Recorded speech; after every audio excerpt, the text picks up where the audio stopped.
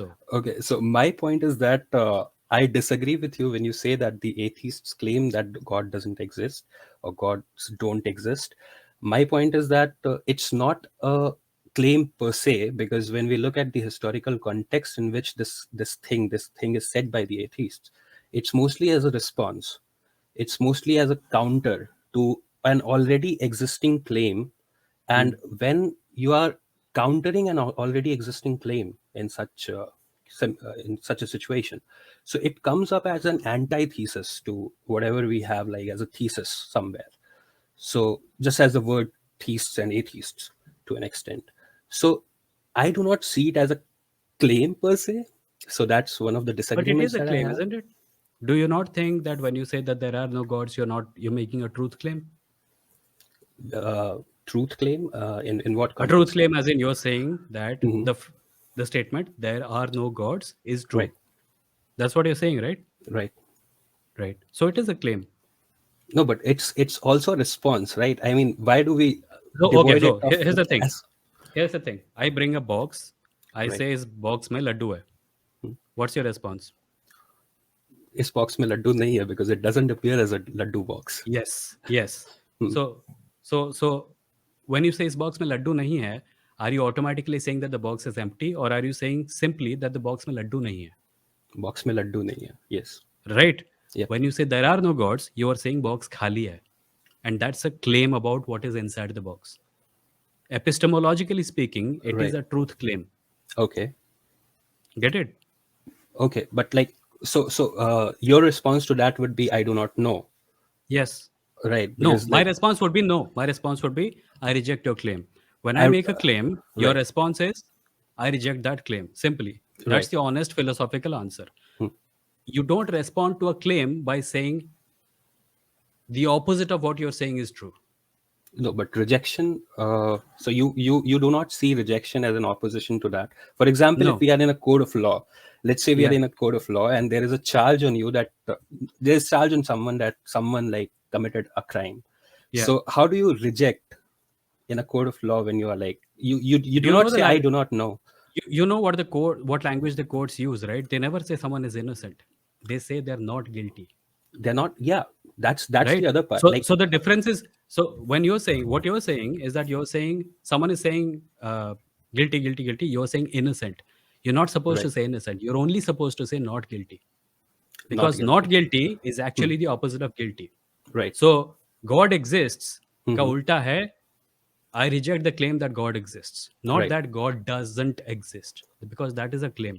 I'm talking Okay. purely philosophically. I agree with you Hmm. that God, it is very likely that there are no gods. Right. But when we are talking philosophically and we're using rules of logic, you cannot say that God does not exist, because that is a claim. And when you make that, the burden of proofs gets on you. Yeah. Now the So the point of honest position, yeah, the honest position is I reject your claim. right. And when you do that, it is up to the तुम्हारे सामने जो आदमी है उसका काम है वो prove करे evidence लाके. And there Right. is a very good reason behind this also, because when we say that God does not exist now, we are mostly dealing with existing religions, Hmm. right? Christianity, Hinduism, Islam, their claims we know. We can say that God does not exist, but when you say gods do not and cannot exist, you are expanding the range of that statement so far wide that you are allowing people to find loopholes in it, Right. right? What if tomorrow someone comes and says God is an alien being who lives on Phalana? Scientology already does this, Right. right? Their claim is not that God created the universe. Their claim is simply about life on another planet. You cannot discard the possibility of life on another planet, right? Right. You can't discard the specifics of their claim, but there are going to be other religions in the future. There are going to be supernatural claims about ghosts and jinns and everything. The best way to deal with it is I reject your claim, Right. epistemologically speaking, because it makes you strong. It does not make you weak. Uh, मुझे कई बार ये notice होता है कि एथिस्ट्स, because what you are doing when you say that I want to say that gods don't exist, it's a logical fallacy known as special pleading, right. because you are happy to give the religious person the burden of proof. You have made a claim, you prove it, but you don't want to take it on yourself.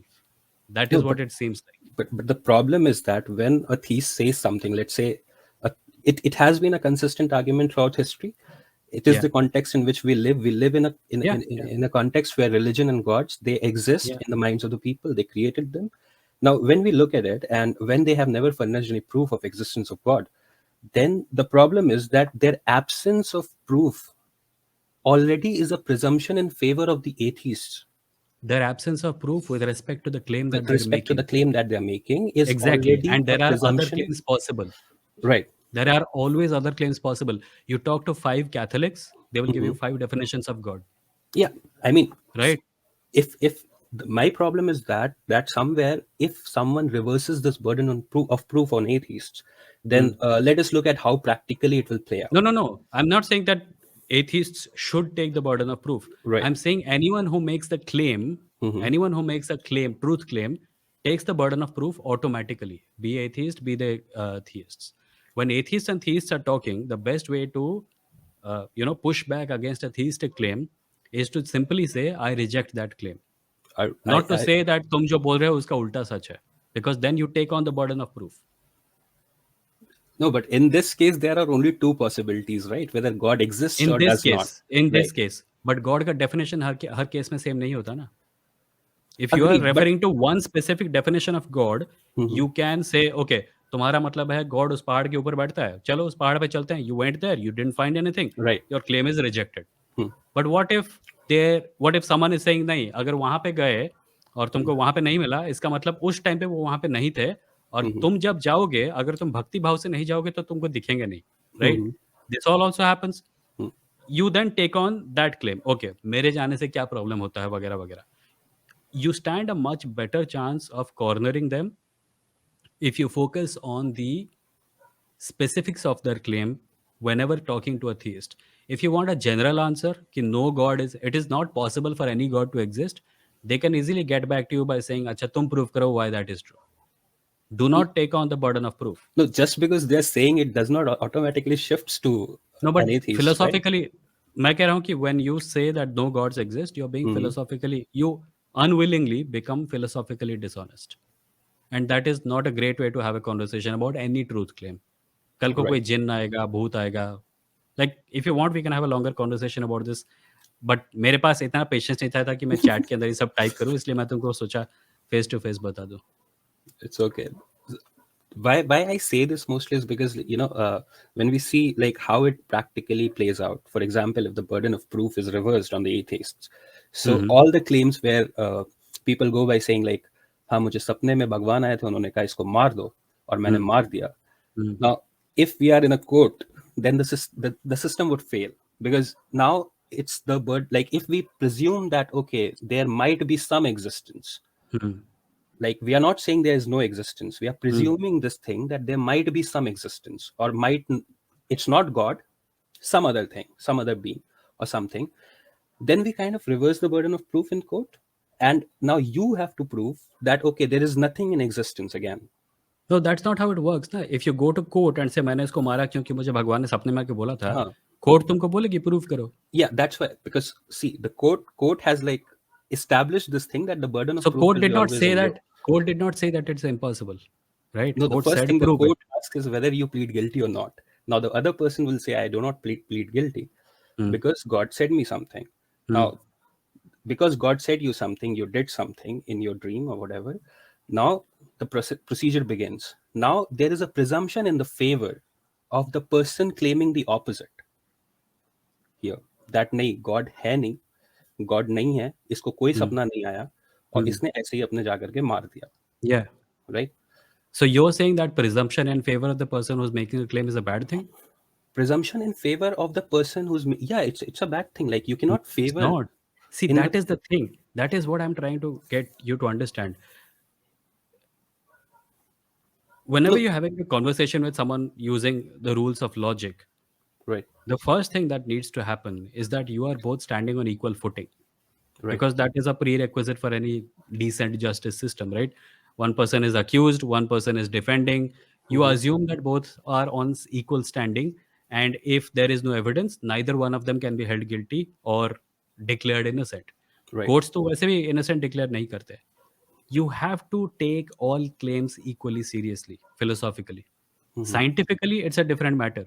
But when we're having a conversation and we're talking about things like burden of proof, which have to do with logic, you have to treat your claims as being on equal footing as their claims. Exactly. Because any claim that cannot be demonstrated should be rejected, including your claim that there can be no gods. Because how do you go about proving that there can be no gods? One claim you Do we say, really need okay, proof this for claim has that? a Like, problem. there is no God. Like, because till now we haven't found anything which like, for example, Again, that Poseidon does used not to prove that cause. we will not find it. And it pains me to say this as an agnostic atheist. It pains me to say this. No, You're that making me say all this, no, but no. I but also but commented this thing that you once mentioned that I'm just being devil's advocate here and claiming from the side of God, and I was like, what an irony it is! Like, you are being devil's I was being advocate. devil's advocate, and I agree with you that it is Yeah. very unlikely that the kind of God definitions of God that we have encountered so far in Mhm. the world are likely to be true. They're not. However, I also read a lot of science fiction, and I've seen galactic empires where Christianity and Islam have merged together to become Chrislam, and they Okay. worship black holes, and there are alien species which come from the future, etc. I don't want to limit the scope of human civilization or at least human thinking to कि साल 2022 में हमने decide कर लिया था कि there is no God. Who knows what might happen? Who knows what might happen? Who Hmm. knows what might happen to religion itself? Maybe we will abandon the idea of God completely and come to the very realistic conclusion that Right. religion is a remnant of our social evolution, and we need to understand it as such. And maybe that is what religion will continue to be. That is my Right. point. So when we are having conversations with each other, at least as per rules of logic, a claim is a claim is a claim, regardless of who makes it. I think it's I the honest way to do things. I would still call it an antithesis to the thesis. So No, but maybe. logically it is completely true. There is no two opinions about it. To say to say that God exists is a claim. To Mhm. say that God does not exist is also a claim. Because Right. the agnostic atheist position is that I lack belief in the claim that you are making about the existence of God. It is Right. not that there are no gods, it is that I do not believe in the claim that you're making. Okay. Cool? Cool. Cool. Dare to disagree. Chalo, ठीक Okay. है. It was Thank you. nice Thank having you. you. Yeah. Thank you. Yeah. Thank you. Thanks a lot. Bye bye.